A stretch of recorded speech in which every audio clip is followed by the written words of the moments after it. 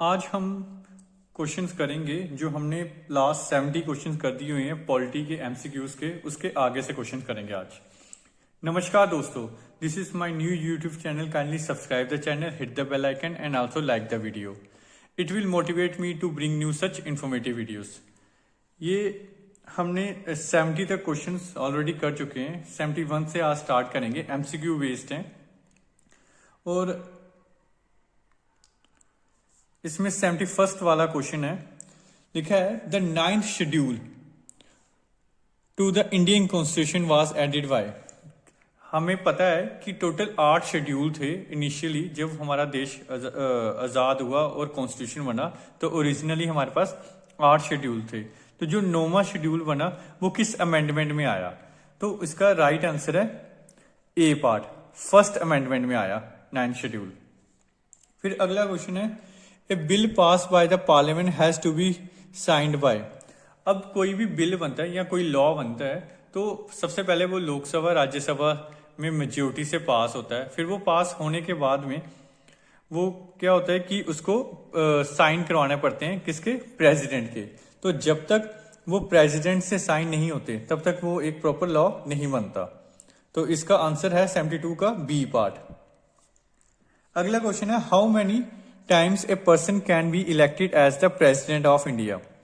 कि हमारे देश में कितनी बारी एक ही प्रेसिडेंट बार बार प्रेसिडेंट बन सकता है? तो वो बन सकता है नंबर ऑफ टाइम्स। इसका डी पार्ट आंसर है 9 बार, कि जितनी बार चाहे अगर वो जीतता है तो वो बार बार प्रेसिडेंट बन सकता है।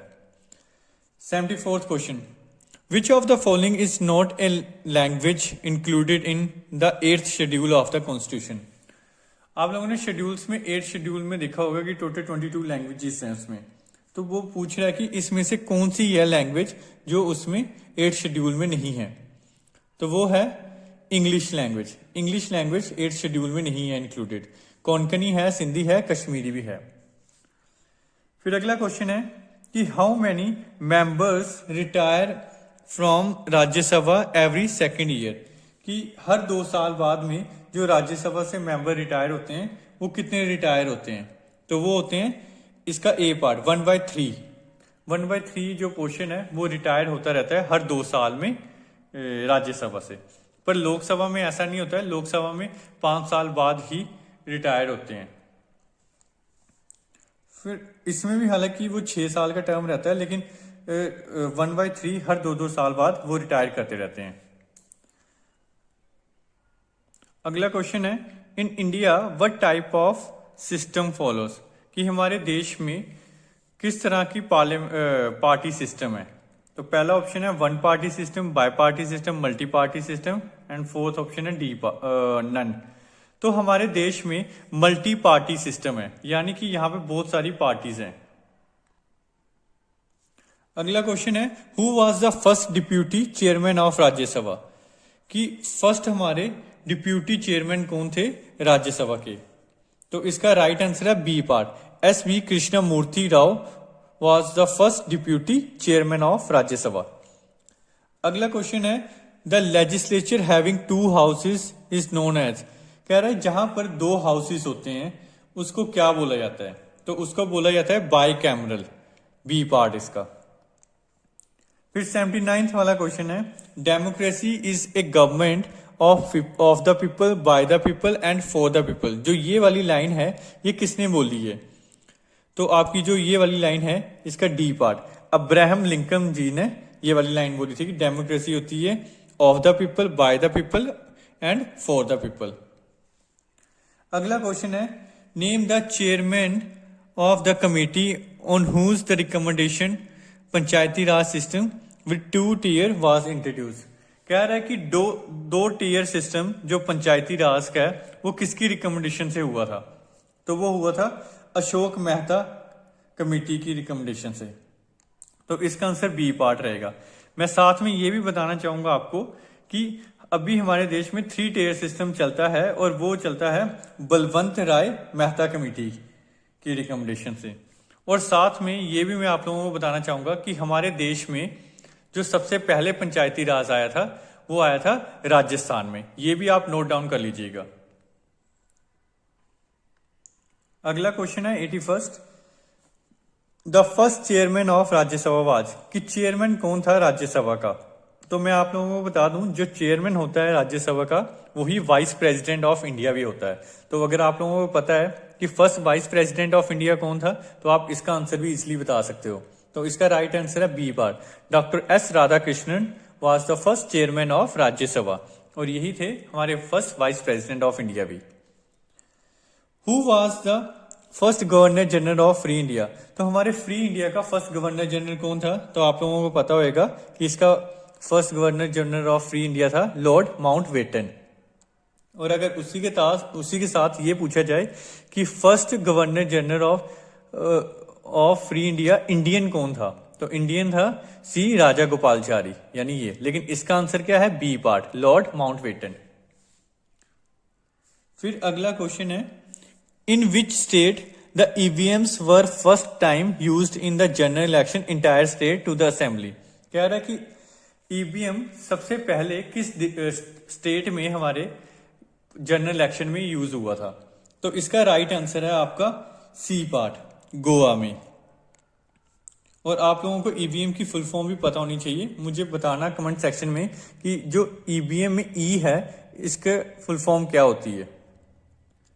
अगला क्वेश्चन है 84th, all doubts and disputes in connection with the election of the president are inquired into and decided by. कह रहा अगर प्रेसिडेंट के इलेक्शन में किसी तरह का कोई डिस्प्यूट हो जाता है तो उसको चेक करने के लिए कौन रिस्पॉन्सिबल होएगा, मतलब वो कहाँ सेटल होएंगे सबसे पहले। तो इसका जो राइट आंसर होएगा, प्रेसिडेंट के इलेक्शन से रिलेटेड कोई भी डिस्प्यूट होता है तो वो सुप्रीम कोर्ट ही उसका लास्ट फाइनल इससे रिलेटेड जजमेंट देगी। अगला क्वेश्चन है, who was the president of India as the time of emergency in 1975। आपको पता है कि इंदिरा गांधी जी की सरकार थी 1975 में, तो वो प्राइम मिनिस्टर थे। तो प्रेसिडेंट कौन थे उस टाइम पर 1975 में, तो आपके उस टाइम पे प्रेसिडेंट थे फखरुद्दीन अली अहमद जी, ये आपके उस टाइम पे प्रेसिडेंट थे।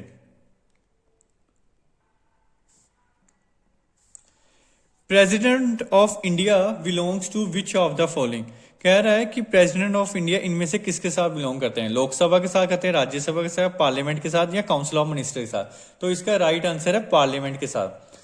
मैं आपको बताना चाहूंगा, जो पार्लियामेंट है वो 3 चीजों से मिलकर बनती है, लोकसभा, राज्यसभा और प्रेसिडेंट।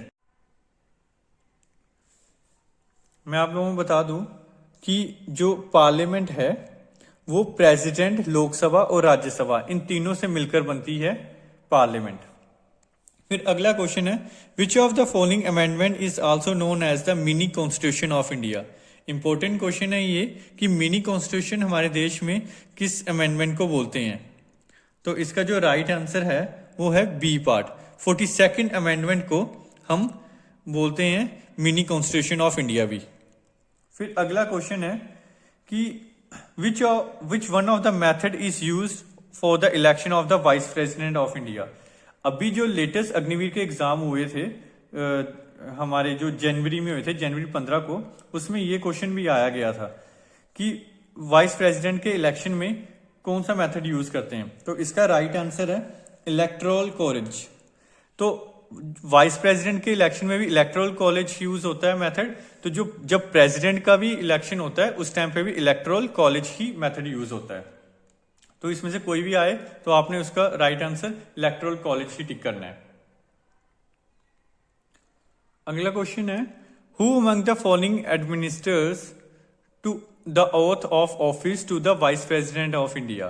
कह रहा है कि कौन ओथ देता है किसको, वाइस प्रेसिडेंट को। तो इसका राइट आंसर है आपका ए पार्ट, द प्रेसिडेंट। प्रेसिडेंट शपथ देता है किसको, वाइस प्रेसिडेंट ऑफ इंडिया को। अगला क्वेश्चन है, to whom does the vice president of India submit his resignation letter. कह रहा है कि वाइस प्रेसिडेंट को अगर रेजिग्नेशन देना है, यानी कि अगर उसको किसी वजह से अपनी पोस्ट छोड़नी है, तो वो किसको अपना रेजिग्नेशन देगा। तो इसका राइट आंसर है वो देगा प्रेसिडेंट ऑफ इंडिया को। फिर अगला क्वेश्चन है, what is the specified time limit for the vice president of India to act as the president of India. इस क्वेश्चन का मतलब ध्यान से समझना। सपोज करो अगर हमारे प्रेसिडेंट ऑफ इंडिया की किसी वजह से डेथ हो जाती है या फिर वो किसी वजह से अपना ऑफिस नहीं ज्वाइन कर पाते हैं या इम्पीचमेंट हो जाती है, यानी कि उनको वाइस प्रेसिडेंट की पोस्ट से निकाल देते हैं अगर हमारे प्रेसिडेंट को, तो अगर ऐसा करते हैं तो प्रेसिडेंट के बाद में जितनी देर तक सीट उनकी खाली रहेगी तो वहां पर कौन बैठेगा, हमारा वाइस प्रेसिडेंट। तो जो बेनिफिट प्रेसिडेंट को मिलते थे अब वो जो एक्टिंग हमारा प्रेसिडेंट होएगा यानी कि जो वाइस प्रेसिडेंट बनेगा प्रेसिडेंट, उसको वो सारे के सारे बेनिफिट्स मिलेंगे। प्लस इसके साथ वो सैलरी या जो अलाउंस वगैरह वो सारे के सारे वो प्रेसिडेंट के ही मिलेंगे। किसको, जो एक्टिंग हमारा प्रेसिडेंट होगा यानी कि जो वाइस प्रेसिडेंट बना होगा। तो वो कितनी देर तक वैसा कर सकता है, तो वो रह सकता है वाइस प्रेसिडेंट की पोस्ट के ऊपर 6 महीने तक, इससे ज्यादा नहीं वो रह सकता, क्योंकि उसके अंदर 6 महीने के अंदर अंदर ही इलेक्शन करवा दिए जाते हैं किसके, प्रेसिडेंट के। अगला क्वेश्चन है, what is the rank of the vice president of India as per the Indian order of precedence. कह रहा है कि जो हमारा वाइस प्रेसिडेंट है इसकी क्या रैंक रहती है अगर हमें टॉप से चेक करना हो। जैसे नंबर 1 पे हमारे रहते हैं प्रेसिडेंट ऑफ इंडिया, तो नंबर 2 पे रहते हैं हमारे वाइस प्रेसिडेंट। तो इसका राइट आंसर रहेगा बी पार्ट, सेकंड। अगला क्वेश्चन है कि how many languages on Indian currency notes have, कि हमारी जो करेंसी है उसके ऊपर टोटल कितने लैंग्वेजेस हैं। तो इसका जो राइट आंसर है बी पार्ट, 17 लैंग्वेजेस हैं इसके ऊपर। फिर अगला क्वेश्चन है, who was the first foreign minister of free India. तो हमें पता है कि जब हमारा देश आजाद हुआ था उस टाइम पे हमारे प्राइम मिनिस्टर थे श्री जवाहरलाल नेहरू जी। तो वही हमारे फर्स्ट फॉरेन मिनिस्टर भी थे, हमारे पंडित जवाहरलाल नेहरू जी। तो इसका आंसर है बी पार्ट, और ये सबसे लॉन्गेस्ट सर्विंग फॉरेन मिनिस्टर भी रही हुई हैं। अगला क्वेश्चन है, who was the first chief election commissioner of India. तो हमारे जो first chief election commissioner of India थे वो थे सुकुमार सेन जी। अगला क्वेश्चन है, who appoints the chief election commissioner of India. जो chief election commissioner of India है उनको कौन अपॉइंट करता है, तो उनका अपॉइंट करता है हमारे प्रेसिडेंट। तो इसका आंसर क्या होगा, डी पार्ट। 97th क्वेश्चन है, who is the constitutional head of the country. कि हमारा कॉन्स्टिट्यूशनल हेड कौन होता है हमारी कंट्री का, तो इसका ए पार्ट आंसर है प्रेसिडेंट। फिर 98th क्वेश्चन है, the executive head of our country कौन होता है, तो इसका आंसर है प्राइम मिनिस्टर। जो हमारा कॉन्स्टिट्यूशनल हेड है वो है हमारा प्रेसिडेंट, और जो एग्जीक्यूटिव हेड है हमारी कंट्री का वो है हमारे प्राइम मिनिस्टर जी। फिर 99th क्वेश्चन है, the constitutional head of the state. कि हमारे कॉन्स्टिट्यूशनल हेड कौन होता है हमारी स्टेट का, तो उसका राइट आंसर है गवर्नर। गवर्नर हमारे होते हैं कॉन्स्टिट्यूशनल हेड ऑफ स्टेट। आप लोगों को पता चल जाएगा इससे कि जो कॉन्स्टिट्यूशनल हेड स्टेट का है वो गवर्नर है, और जो हमारे कंट्री का कॉन्स्टिट्यूशनल हेड है वो है प्रेसिडेंट। फिर 100th क्वेश्चन है कि which article is described as the heart and soul of the constitution. तो आर्टिकल 32 जो है वो heart and soul of the constitution है, और इसी कोई राइट टू कॉन्स्टिट्यूशनल रेमेडीज भी बोलते हैं इस आर्टिकल को, और ये हमारा 6th फंडामेंटल राइट है। इसके अलावा मैं कुछ और इंफॉर्मेशन आप लोगों को देना चाहता हूं, ये भी आप नोट कर लीजिएगा अपने नोट्स में, कि जो प्रेसिडेंट है उसकी जो मिनिमम एज रहती है जिससे मतलब वो प्रेसिडेंट बन सकता है क्वालिफिकेशन में, तो वो है 35 ईयर्स। वैसे ही जो वाइस प्रेसिडेंट ऑफ इंडिया होता है उसकी भी मिनिमम एज रिक्वायरमेंट रहती है 35 ईयर्स, और जो गवर्नर ऑफ द स्टेट होता है उसकी भी मिनिमम एज लिमिट रहती है 35 ईयर्स। फिर जो चीफ जस्टिस ऑफ इंडिया होता है उसकी मिनिमम एज कुछ नहीं होती है, वो किसी भी एज में चीफ जस्टिस ऑफ इंडिया हो सकता है, एज में उसकी कोई भी लिमिट नहीं है।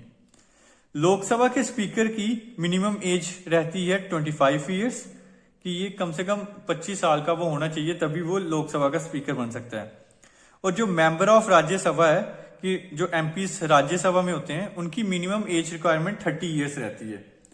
चीफ मिनिस्टर की मिनिमम एज रिक्वायरमेंट रहती है 25 ईयर्स। और जो मेंबर ऑफ ग्राम पंचायत हैं यानी कि जो पंचायती इलेक्शन वगैरह लड़ते हैं उनकी मिनिमम एज रिक्वायरमेंट रहती है 21 years. Thank you so much.